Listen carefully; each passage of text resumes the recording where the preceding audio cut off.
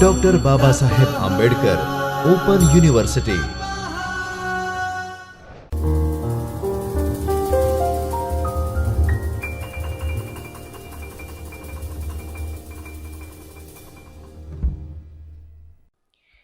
Hello dear learners, this is Shachi Gupta, Assistant Professor of Economics from Chaitanya Studio of Dr. Baba Saheb Ambedkar Open University. Today we are going to discuss the principles of supply. After watching this session, you will be able to understand and describe the theory of supply. Now, the background of the topic. If we talk about the background, the chapter Principle of Supply will cover an explanation of the theory of supply, schedule and graphical presentation, and exceptions to the theory of supply. We are going to discuss all these three things today. So, starting with the first slide, meaning of supply. What does supply means? Here, the term supply refers to the amount of a good or service that the producers are willing and able to offer to the market at various prices during the period of time. यहाँ पे कुछ words पे हमें emphasise करना पड़ेगा, जैसे willing to sell. For example, अगर मैं आपको बोलूं एक प्रोड्यूसर 5 लाख गुड्स प्रोड्यूस कर रहा है, मार्केट में वो ऑफर करना चाहता है 2,50,000 गुड्स, और जो रिमेनिंग 2,50,000 गुड्स हैं वो अपने पास स्टॉक के तौर पे रखना चाहता है. यहां पे सप्लाई हम 5 लाख मतलब 5 लाख रुपीस जो ये है यूनिट्स, इसको भी नहीं बोलेंगे, और ये जो स्टॉक उसने रखा हुआ है 2,50,000 यूनिट्स का, इसको भी नहीं बोलेंगे.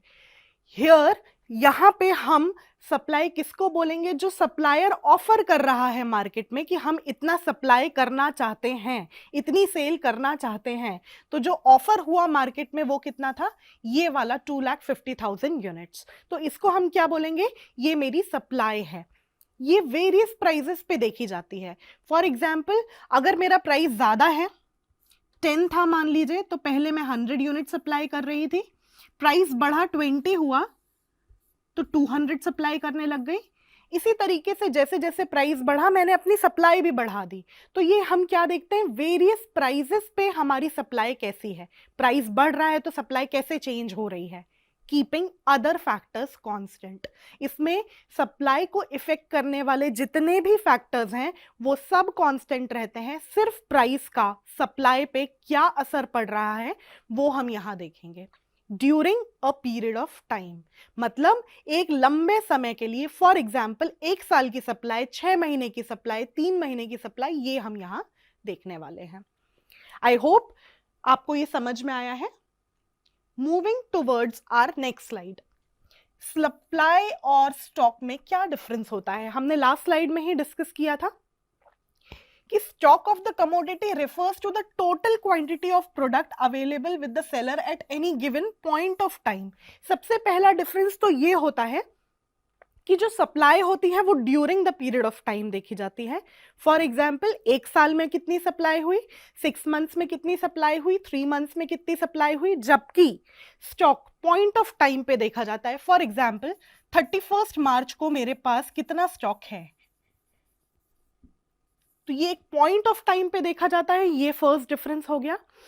स्टॉक मतलब जो उसके पास रखा हुआ है, प्रोड्यूसर के पास जो गुड्स रखे हुए हैं वो ऑफर नहीं कर रहा है सेल के लिए, दैट इज स्टॉक. और जो वो ऑफर कर रहा है सेल के लिए, दैट इज सप्लाई. तो ये एक डिफरेंस हो गया हमारा सप्लाई और स्टॉक के बीच में. आगे बढ़ते हैं. लॉ ऑफ सप्लाई बहुत इंपॉर्टेंट है, इसको ध्यान से पढ़ेंगे. यहां पे क्या बोल रहे हैं? सप्लाई को इफेक्ट करने वाले जितने भी फैक्टर्स हैं, चाहे वो प्राइस हो, चाहे वो अदर कमोडिटीज के प्राइसेस हो, चाहे बहुत सारी चीजें जो कि हम नेक्स्ट यूनिट में डिस्कस करेंगे, वो सारे फैक्टर्स में से प्राइस को छोड़ करके बाकी सारे फैक्टर्स कांस्टेंट अगर रहते हैं तो प्राइस का सप्लाई पे क्या असर पड़ता है. सारे फैक्टर्स कांस्टेंट है, सिर्फ प्राइस का सप्लाई पे क्या असर पड़ रहा है ये हमें लॉ ऑफ सप्लाई बताएगा. प्राइस बढ़ेगा तो सप्लाई बढ़ेगी, प्राइस कम होगा तो सप्लाई कम होगी। यहीं पे बोला गया है ये बात, keeping other things constant, when price increases then supply of that commodity also increases and vice versa. Higher the price more will be the incentive to the producer to supply larger quantities. ऐसा क्यों होता है कि price ज्यादा होंगे तो supplier अपनी supply बढ़ाएगा? ऑब्वियस सी बात है, अगर प्राइसेस बढ़ेंगे तो उसके पास प्रॉफिट बढ़ेगा कि वो ज्यादा से ज्यादा सप्लाई करे, और जब उसको प्राइसेस ज्यादा मिलेंगे तो वो ज्यादा सप्लाई करेगा, अगर प्राइसेस कम मिलेंगे तो कम सप्लाई करेगा। Moving towards our next slide, types of supply schedule. हम यहां पे एक इंडिविजुअल सप्लायर का शेड्यूल भी देखेंगे और पूरे मार्केट का सप्लाई शेड्यूल भी देखेंगे। दोनों चीजें हम यहां ऑब्जर्व करने वाले हैं कि इंडिविजुअल अगर सप्लायर है या प्रोड्यूसर है या सेलर है तो उसकी सप्लाई किस तरीके की होगी, या पूरे मार्केट की सप्लाई किस तरीके की होगी, उसका पैटर्न क्या होगा। इंडिविजुअल सप्लाई शेड्यूल, शेड्यूल क्या होता है? Schedule is a tabular representation. किसी भी चीज को हम एक टेबल में डिस्क्राइब करें, अगर सप्लाई का पैटर्न अगर मैं लिखूं यहां, ये प्राइस है, दिस इज द टेबल, मान लीजिए ये हमारी एक टेबल है, ये प्राइस है, ये सप्लाई है। प्राइस 10 से 20 हो रहा है, सप्लाई 100 से 200 हो रही है। दिस इज कॉल्ड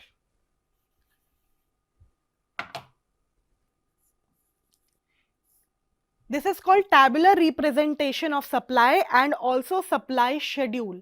यहां पे एक इंडिविजुअल की बात हो रही है, फॉर एग्जाम्पल एक्स नाम का जो सप्लायर है उसकी बात हो रही है, तो ये इंडिविजुअल सप्लाई शेड्यूल हो गया।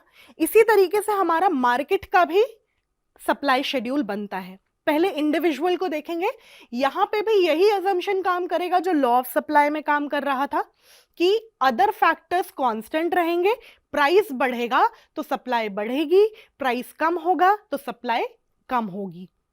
और यहां पे हम लिस्ट देखते हैं कि सप्लायर प्राइस के साथ साथ क्या सप्लाई चेंज कर रहा है। मूविंग फॉरवर्ड, ये हमारा सप्लाई शेड्यूल है। फॉर एग्जाम्पल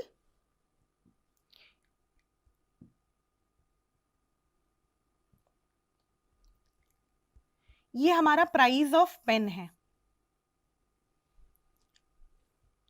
ये हमारा पेन सप्लाइड पर मंथ, एक महीने में कितने पेन हमने सप्लाई किए, ये एक इंडिविजुअल सप्लायर की बात हो रही है।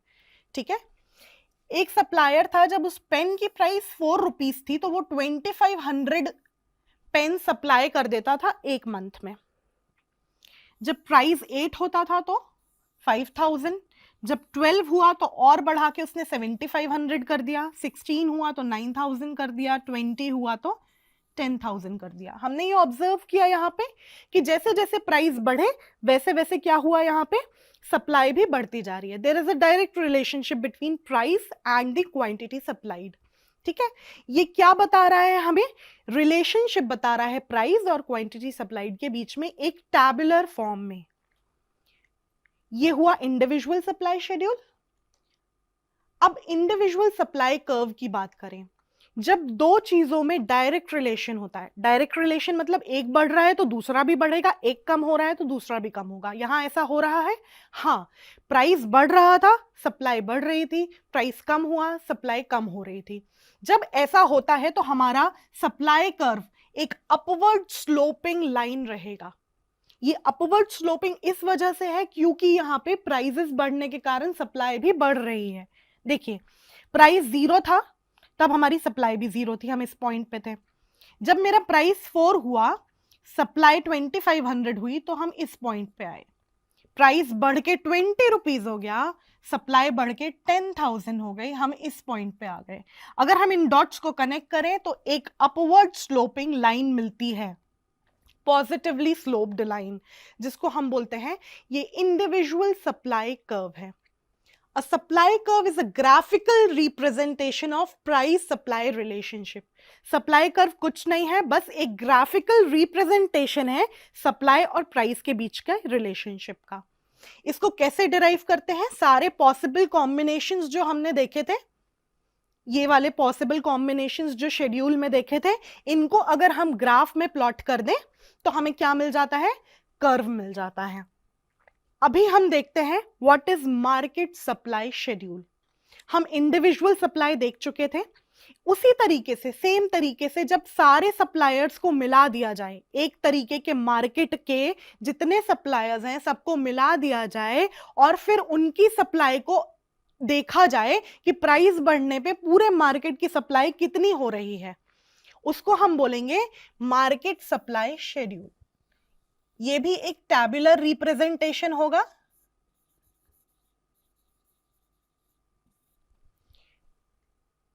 और it is obtained by adding up the quantity supplied by each of the seller at a specific price। Her seller एक प्राइस पे कितनी क्वांटिटी सप्लाई कर रहा है, इन सबको हम क्वांटिटी सप्लाई को ऐड करेंगे और मार्केट सप्लाई निकलेगी। इसको मैं आपको एक एग्जांपल के थ्रू बताती हूं। ये हमारे पास एक सप्लाई शेड्यूल है जिसमें प्राइस हमें गिवन है, सप्लाई बाय, हम अज्यूम कर रहे हैं कि इस मार्केट में 3 सेलर हैं, ए, बी और सी, और मार्केट की सप्लाई कैसे निकल रही है?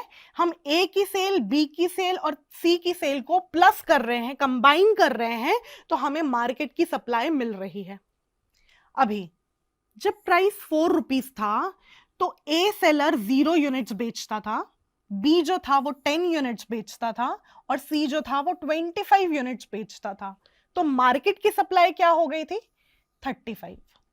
जब प्राइस 8 हुआ तो ए नाम के सेलर ने अपनी इंडिविजुअल सप्लाई बढ़ाई कि हाँ प्राइस बढ़ रहा है, चलो ज्यादा सप्लाई करते हैं। उसने सप्लाई बढ़ा के 10 कर दी, बी ने भी बढ़ा के 20 कर दी, सी ने बढ़ा के 50 कर दी, तो मार्केट सप्लाई हो गई 80। प्राइस बढ़ा 4 से 8, मार्केट सप्लाई 35 से 80 हुई। उसी तरीके से जब प्राइस 8 से 12, तो यहां हमारे ए की सप्लाई 20, बी की 40, सी की 75, मार्केट सप्लाई 135। प्राइस और बढ़ा, आखिरी में हम देखेंगे कि ये सारे प्राइसेस बढ़ने की वजह से इंडिविजुअल सप्लायर की सप्लाई भी बढ़ रही है और मार्केट सप्लाई भी बढ़ रही है, क्योंकि मार्केट सप्लाई समेशन ऑफ क्या होता है? इंडिविजुअल सप्लाई का। यहां पे भी हमें पॉजिटिव रिलेशनशिप देखने को मिल रहा है, एक डायरेक्ट रिलेशनशिप देखने को मिल रहा है कि प्राइसेस बढ़ रहे हैं तो मार्केट की सप्लाई भी बढ़ रही है, अगर प्राइसेस कम होंगे तो मार्केट की सप्लाई भी कम होगी। अगर मैं इसको प्लॉट करूं एक डायग्राम पे तो उसको हम क्या बोलेंगे? वो मार्केट सप्लाई कर्व है। ये जो पॉइंट्स हैं हमने यहां देखे, इन सारे पॉइंट्स को अगर मैं एक ग्राफ पे प्लॉट करूं तो वो क्या कहलाएंगे? हमारे मार्केट सप्लाई कर्व, क्योंकि इनके बीच में डायरेक्ट रिलेशनशिप था, प्राइस में और क्वांटिटी सप्लाइड में पॉजिटिव रिलेशनशिप होने की वजह से ये कैसा है? अपवर्ड स्लोपिंग लाइन है। ये हम इंडिविजुअल सप्लाई कर्व में भी देख चुके हैं।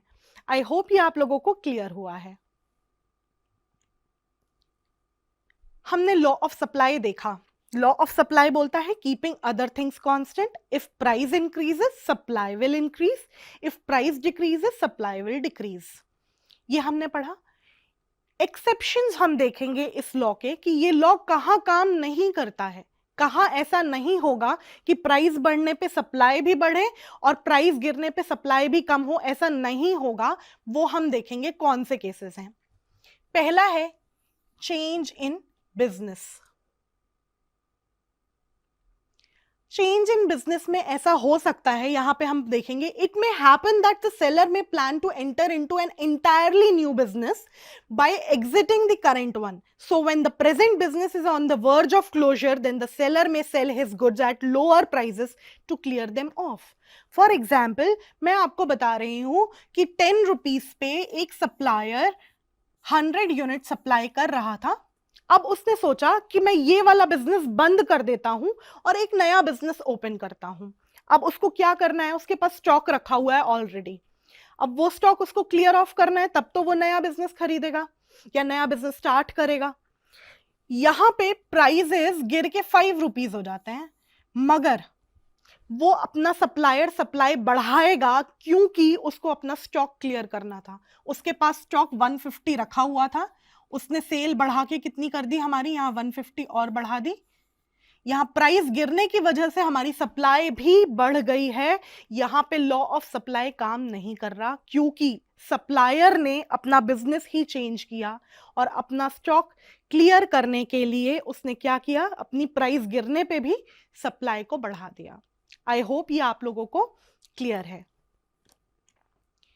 मोनोपोली, मोनोपोली हम सब जानते हैं कि क्या होता है। एक सिंगल सेलर जब मार्केट में होता है उसका कोई कंपटीशन नहीं होता, जैसे कि इंडियन रेलवेज। तो ये एक एग्जांपल है किसका, मोनोपोली का। यहाँ जैसे जैसे प्राइस बढ़ते हैं सप्लाई भी बढ़ेगी और प्राइस घटेगा तो सप्लाई भी कम होगी, ऐसा नहीं देखने को मिलता। क्यों? क्योंकि यहाँ पे सप्लाई पूरा का पूरा कौन कंट्रोल करता है, सिंगल सेलर। एक ही व्यक्ति पूरी सप्लाई कंट्रोल कर रहा है, उसके साथ कंपटीशन में कोई और नहीं है। वो जितना चाहे सप्लाई रख सकता है और जितनी चाहे वो कम कर सकता है, प्राइस से वो ड्राइव नहीं होता है। आई होप ये आप लोगों को क्लियर है। कंपटीशन, हमने देखा कि मार्केट में मोनोपोली होती है, उसी तरीके से ओलिगोपोली होती है और मोनोपोलिस्टिक कंपटीशन भी होता है। मोनोपोली में सिंगल सेलर होता था, ओलिगोपोली में फ्यू सेलर्स होते हैं और मोनोपोलिस्टिक कंपटीशन में ज्यादा लार्ज नंबर ऑफ सेलर्स होते हैं, मगर प्रोडक्ट कैसा रहता है, लगभग सिमिलर रहता है। यहां पे हम क्या देख रहे हैं, ओलिगोपोली के केस में स्पेसिफिकली अगर हम देखें तो अगर एक सेलर अपनी सप्लाई बढ़ाएगा तो उसको देख करके दूसरा सप्लायर भी अपनी सप्लाई बढ़ाएगा। क्यों? यहां पे फ्यू सेलर्स हैं ओलिगोपोली में। अगर एक ने अपनी सप्लाई बढ़ाई, अगर दूसरा अपनी सप्लाई नहीं बढ़ाएगा तो मार्केट से उसको निकल जाना पड़ेगा, लोग उसके गुड्स को मांगेंगे ही नहीं क्योंकि ये सप्लाई ही नहीं कर रहा, तो अब इसकी डिमांड क्या। तो एक सप्लायर अपनी सप्लाई बढ़ाता है तो दूसरे को भी बढ़ाना पड़ता है, फिर उसको देख के तीसरा भी बढ़ाता है, फिर चौथा भी बढ़ाता है। अब एक ने जब अपनी सप्लाई बढ़ाई थी, उसके बाद मान लीजिए ये फ्यू सेलर्स में ए, बी, सी और डी हैं। प्राइस जब 10 था तो इसने अपनी सप्लाई बढ़ा के 100 कर दी थी, इन सब ने कुछ नहीं बढ़ाया था। अभी प्राइस कम हुआ है, इन सब को ए को देखते हुए अपनी सप्लाई बढ़ाने की जरूरत है क्योंकि मार्केट में ये 4-5 लोग ही हैं और अगर सबने अपनी सप्लाई नहीं बढ़ाई तो ये लोग मार्केट से बाहर निकल जाएंगे। तो प्राइस कम होने के बावजूद भी बी ने, सी ने और डी ने अपनी सप्लाई बढ़ाई। ये ओलिगोपोली में हमें देखने को मिलता है क्योंकि यहाँ पे फ्यू सेलर्स होते हैं। तो यहाँ पे भी लॉ ऑफ सप्लाई काम नहीं करता। यहाँ पे प्राइसेस बढ़ने पे सप्लाई बढ़ेगी ऐसा नहीं देखने को मिलता, प्राइस कम होगी तो सप्लाई कम होगी ऐसा भी देखने को नहीं मिलता है। पेरिशेबल गुड्स, एक वेंडर जो कि वेजिटेबल सेल करता है, उसके पास at the end of the day मान लीजिए 50 apples and 20 kgs of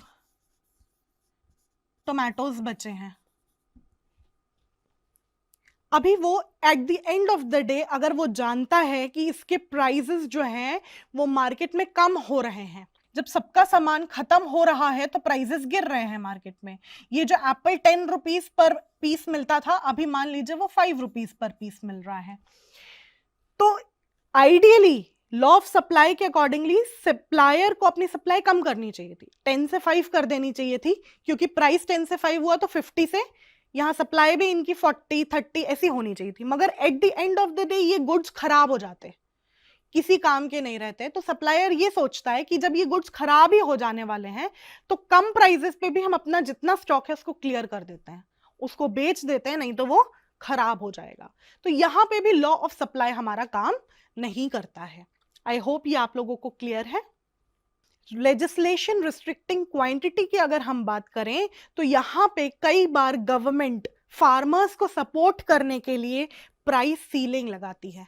price ceiling मतलब इससे ज्यादा कमोडिटी का प्राइस नहीं जा सकता, एक सीलिंग, एक लिमिट तय कर देती है गवर्नमेंट। तो अगर एक लिमिट तय हो गई है, अगर आपको अपनी सप्लाई बढ़ानी है तो आप उस लिमिट के बावजूद भी आप बढ़ाएंगे। मान लीजिए गवर्नमेंट ने तय किया है एक प्रोडक्ट का प्राइस 20 रुपीज से ज्यादा नहीं हो सकता। पहले इसकी सप्लाई थी 100, अभी आपको सप्लाई बढ़ा के 150 करनी है। अगर 150 सप्लाई करनी है तो आप प्राइस नहीं बढ़ाने का इंतजार कर सकते। जब प्राइस नहीं बढ़ेगा और आप अपनी सप्लाई नहीं बढ़ाएंगे तो लॉ ऑफ सप्लाई यहाँ पे काम नहीं करेगा। लॉ ऑफ सप्लाई बोलता है कि प्राइस बढ़ेंगे तो ही आप अपनी सप्लाई बढ़ाइए, मगर यहाँ पे प्राइसेस नहीं बढ़ रहे हैं क्योंकि गवर्नमेंट ने उस पर रिस्ट्रिक्शन लगा रखा है, फिर भी आप अपनी सप्लाई बढ़ाएंगे।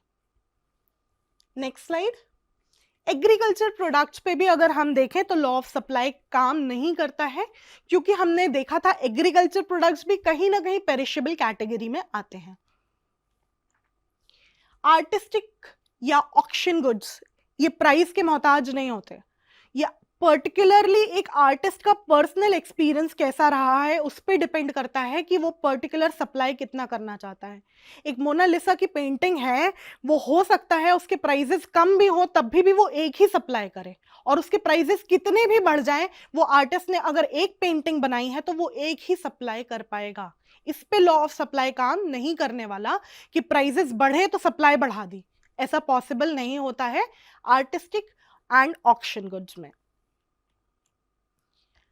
कुछ गुड्स जो होते हैं वो आउट ऑफ फैशन हो जाते हैं। आउट ऑफ फैशन मतलब आज वो ट्रेंड में नहीं है तो हम क्या उसकी सप्लाई को प्राइस के अकॉर्डिंगली सेल करेंगे? नहीं करेंगे। Such goods are sold by the seller at low prices in order to clear these goods. अब आपके पास स्टॉक रखा हुआ है 200 गुड्स का जो कि आउट ऑफ फैशन हो गया है, वो ओल्ड फैशन है, आपको स्टॉक क्लियर करने की जरूरत है। मार्केट में उसके प्राइसेस बहुत कम है क्योंकि लोग उसको डिमांड नहीं करना चाहते। जब उसको डिमांड नहीं करना चाहते हैं तो उसके प्राइसेस भी कम है।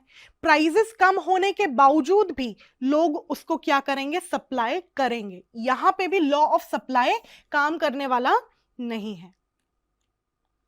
इकोनॉमिक स्लोडाउन एक ऐसी सिचुएशन होती है जहां रिसेशन आ रहा होता है, तो उस केस में भी लॉ ऑफ सप्लाई काम नहीं करने वाला है। It may not have an advantage of incremental prices, इसलिए यहां पे भी लॉ ऑफ सप्लाई काम करने वाला नहीं है। इमीडिएट रिक्वायरमेंट ऑफ फंड्स, किसी को इमीडिएटली फंड्स की जरूरत है। एक सप्लायर है, उसने लोन लिया हुआ है, लोन को रीपे करने के लिए उसके पास फंड्स नहीं है। वो देख रहा है कि मार्केट में जो गुड्स है ना उसके प्राइसेस कम हो रहे हैं, पर फिर भी वो अपने गुड्स को सप्लाई करेगा क्योंकि उसको फंड्स की जरूरत है। वो 10 रुपए की चीज 8 रुपए में भी बेचेगा ताकि उसको फंड्स मिले और वो अपना लोन रीपे कर पाए। इसी के साथ हमारा प्रिंसिपल ऑफ सप्लाई यूनिट यहीं खत्म होता है। आई होप आपको ये सब क्लियर है, और अगर आपको कोई डाउट है तो you can contact me at shachi.gupta@baou.edu.in. Thank you so much for joining.